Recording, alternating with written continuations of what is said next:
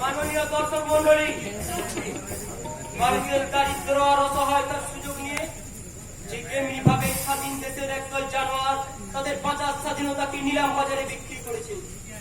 আমি সাংবাদিক হয়েও এই চিত্র জনগণের সামনে তুলে ধরা এক প্রকার সংবাদপত্রে লেখা স্বাধীনতা আমার নেই। এই স্বাধীন দেশেও পরাধীনতার নাক পাশে বন্দী আমরা এক একটা চলমান যন্ত্র।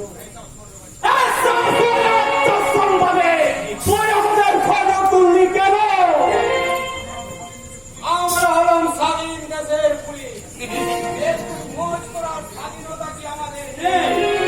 নিশ্চয় আছে, নাহলে পুলিশ আর শয়তান এক হয় কি করে?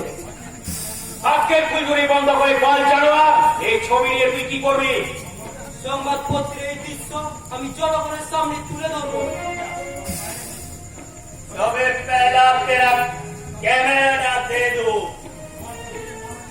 तेरा तस्वीर में माला भी देख कोई पब्लिक है कि আসবে না। আপনি এখান থেকে চলে যান।